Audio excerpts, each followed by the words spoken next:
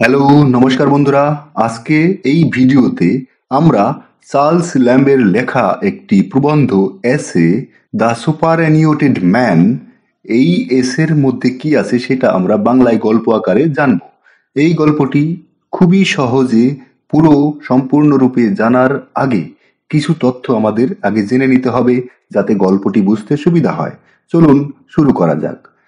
এই প্রবন্ধের গল্পে প্রবেশ করার আগে সর্বপ্রথম আমাদের জেনে নিতে হবে সুপারঅ্যানিউটেড ম্যান বলতে কি বোঝায়। A superannuated man is one who has been declared too old to work by the company and hence forcibly retired from service. Superannuated man হলেন যিনি কোম্পানির দ্বারা কাজ করার জন্য খুবই বেশি বয়স্ক ঘোষিত হয়েছেন এবং তাই বাধ্যতামূলকভাবে চাকরি থেকে অবসর নিয়েছেন বা তাকে অবসর দেওয়া হয়েছে। এই প্রবন্ধে চার্লস ল্যাম্ব তার অবসর গ্রহণের আগে এবং পরে তার অনুভূতির বিবরণ দিয়েছেন। এই সুপারঅ্যানিউটেড ম্যান প্রবন্ধটি প্রকাশিত হয় একটা প্রবন্ধের কালেকশনের বইতে এবং সেই বইটার নাম লাস্ট অ্যাসেস অফ এলিয়া, যেটি পাবলিশ হয় 1833 সালে। এবার আমাদের জানতে হবে যে রিটায়ার্ড ম্যান আর সুপারঅ্যানিউটেড ম্যানের মধ্যে পার্থক্য কি। একজন রিটায়ার্ড পারসন আর একজন সুপারঅ্যানিউটেড পারসন, দুটোর মধ্যে কি পার্থক্য? Superannuation is a specific type of retirement account available to employees to help fund their retirement, while retirement on the other hand is generally refers to building up enough savings or assets to no longer need to work. Superannuation is a tax advanced account designed specifically to help people save for their retirement. এই প্রবন্ধটা হলো একটা personal এসে, আবার এটিকে আমরা বলতে পারি autobiographical এসে। এই প্রবন্ধের শুরুতে দুটো এপিগ্রাফ আছে। প্রথম এপিগ্রাফটা হলো সেরাটামেন রেসপেক্সিট লিবার্টাস।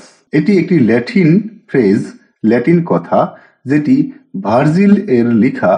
এই লাইনটার মানে হলো liberty has remembered me though late. It indicates the inner conflict of the mind of the speaker. The epigraph is a Latin quotation from the eclogues of Virgil. এই এপিগ্রাফটা ল্যাটিন কবি পোয়েট ভার্জিলের লেখা একটা ইক্লগস থেকে নেওয়া হয়েছে। The epigraph is suitable to the existence of lamb when he is superannuated from a very tender era by the South Sea Company. Second এপিগ্রাফটা হলো a clerk I was in London gay. এটি ও কফেট এর লেখা থেকে নেওয়া হয়েছে। এই প্রবন্ধে অনেকগুলো ল্যাটিন ফ্রেজ, ল্যাটিন কথা ব্যবহার করা হয়েছে। এবার জানতে হবে ল্যাটিনিজম বলতে কি বোঝায়। Latinisms are significant component in the style of Lamb. Lamb used the Latin quotations in The Superannuated Man. Some examples of Latinisms are here discussed. এখানে আমি বলে দিচ্ছি সেই ল্যাটিনিজমস গুলো কি এবং তার মানে কি। এস্টো পারপেচুয়া, এটার মানে may this house last for ever or may this service last for ever. এরপরেরটা হলো অপাস অপারেটাম এস্ট, এর মানে হলো the job is completed. Lamb also uses phrases of Latin origin, যেমন agnize এর মানে হলো রিয়েলি, cognition এর মানে হলো ক্রাউড, defiliations এর মানে হলো কম্পিটিশন। এই প্রবন্ধের থিমগুলি হলো frustrations of a literary writer in a commercial employment, confinement, psychological devastation of overworking. এবার চলুন আমরা সরাসরি এই প্রবন্ধের গল্পে চলে যাই। প্রবন্ধের মধ্যে কি আছে সেটা আমরা জানতে শুরু করি। এক নাগারে 36 বছর ইন্ডিয়া হাউস এ কেরানির কাজ করার পর জীবনের সব থেকে ভালো মুহূর্তগুলো হারিয়ে চার্লস ল্যাম্ব এর এক অদ্ভুত রকমের অনুভূতি হচ্ছিল। এই রকমের অদ্ভুত অনুভূতি কেবল তাদের পক্ষেই বোঝা সম্ভব যারা এইভাবে সারা জীবন ধরে টেবিল চেয়ারে একঘেয়ে কাজ করে অবসর গ্রহণ করেন। চার্লস ল্যাম্বকে মাত্র 14 বছর বয়সেই কাজে যোগ দিতে হয়েছিল।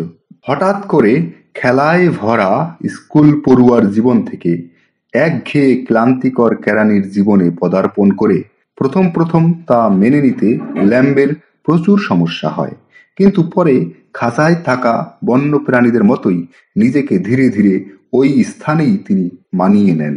তার একটানা কাজের মধ্যে রবিবার ছিল ছুটির দিন এবং বাকি সারা বছরে এস্টার, ক্রিসমাস ডে এর মতো কয়েকটি হাতে গোনা ছুটি ছিল। তিনি এই একঘেয়ে কাজের থেকে একটু অব্যাহতি পাওয়ার জন্য একেবারে মরিয়া হয়ে উঠতেন। চেষ্টা করতেন একটি ছুটির দিনে কত বেশি আনন্দ তিনি উপভোগ করতে পারেন, কিন্তু রবিবার ক্রমেই তার কাছে অপ্রিয় হয়ে উঠল, কারণ এই দিনটি ছিল প্রার্থনার দিন। দোকানপাট বেশিরভাগই বন্ধ থাকত, রাস্তায় লোকও থাকত কম। তাই ল্যাম্ব হেঁটে যত পরিশ্রম করতেন সেই অনুযায়ী উপভোগ করতে পারতেন না। অন্যান্য ছুটির দিন এতই কম যে কিভাবে কাটাবেন সেটা ঠিক করতেই সময় শেষ হয়ে যেত। গ্রীষ্মকালে একটানা 1 সপ্তাহের ছুটি পেতেন। এই সময়টিতে তিনি তার আদি বাড়িতে যেতেন ছুটি কাটাতে, কিন্তু সর্বাধিক আনন্দ পাওয়ার চেষ্টায় কখন যেন 7টা দিন পেরিয়ে যেত আর অবসর উপভোগ অতৃপ্তই থেকে যেত। বয়স বাড়ার সঙ্গে সঙ্গে স্বাভাবিকভাবেই কর্মক্ষমতা কমে যাওয়ার একটা ভয় তাকে সবসময় তাড়িয়ে বেড়াত। পাছে তিনি অবসরের বয়সের আগেই বিতাড়িত হন। এই ভয়ই তার উদ্বিগ্নতা আর যন্ত্রণাকে চরম পর্যায়ে পৌঁছে দিয়েছিল। তার সমস্ত ভয় একদিন বাস্তবে রূপায়িত হলো। অফিসের ম্যানেজার তাকে ডেকে তার উদ্বিগ্নতার কারণ জানতে চাইলেন। ল্যাম্ব সততার সঙ্গে তার বার্ধক্যের কথা, তার অক্ষমতার কথা স্বীকার করে নিলেন। তিনি জানতেন তার এই স্বীকারোক্তি তার চাকরি জীবনের সমাপ্তি ঘটাবে এবং এর জন্য একমাত্র তিনিই দায়ী। 1 সপ্তাহ পরে তার জীবনে সেই ভয়ঙ্কর মুহূর্ত এলো যখন তাকে তার বসরা ডেকে পাঠালেন পেছনের ঘরে। কিন্তু বিস্ময়করভাবে তার মালিকেরা তার সারা জীবনের কাজের প্রশংসা করলেন এবং তাকে বাকি জীবনের জন্য ভাতা প্রদানের প্রতিশ্রুতি দিয়ে অবসর গ্রহণের অনুরোধ করলেন। এটা ল্যাম্বের কাছে প্রায় হাতে চাঁদ পাওয়ার মতো অবস্থা হলো। তার এতদিনের আশা আজ হঠাৎ করে সম্পূর্ণভাবে পূর্ণ হলো। কিন্তু তার এই অন্তহীন অবসর কিছুদিনের মধ্যেই ল্যাম্বের কাছে যন্ত্রণায় পরিণত হলো। সময় আর কিছুতেই যেন কাটে না। কিছুদিনের মধ্যেই তার সেই সাধের অবসর গ্রহণ এক অভিশাপে পরিণত হলো।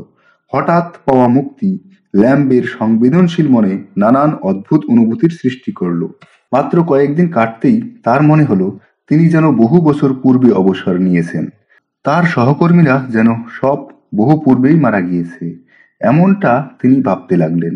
এই রকম সব অদ্ভুত অনুভূতি থেকে অব্যাহতির জন্য তিনি বেশ কয়েকদিন তার অফিসে গেলেন সহকর্মীদের সাথে দেখা করতে, কিন্তু সেখানেও ঠিকভাবে মানাতে না পেরে তিনি আর কখনো অফিসমুখো হননি। ল্যাম্ব তার অস্বস্তিকর অবসর এবং অতীতের একঘেয়ে কর্মজীবনের তুলনা করতে লাগলেন। মাঝে মাঝেই তার সেই অতীতের শৃঙ্খলাবদ্ধ জীবনে ফিরে যেতে ইচ্ছে করত, কিন্তু পরক্ষণেই তিনি সেই একঘেয়ে জীবনের কষ্টের কথা মনে করে এই অবসর জীবনই কাম্য মনে করতেন। এখন তিনি সম্পূর্ণ মুক্ত, যেখানে খুশি যেতে পারেন, যখন খুশি খেতে পারেন। এখন তিনি শান্তভাবে দেখতে পারেন অন্যেরা কিভাবে ব্যস্ততার সাথে কাজে চলেছেন। এখন তার কাছে চিন্তা করার জন্য অফুরন্ত সময়।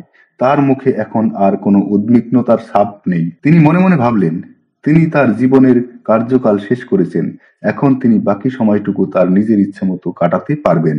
They tell me a certain calm, dignified air that has been buried so long with my other good parts has begun to shoot forth in my person. I grow into gentility perceptibly. When I take up a newspaper, it is to read the state of the opera. Opus operatum est.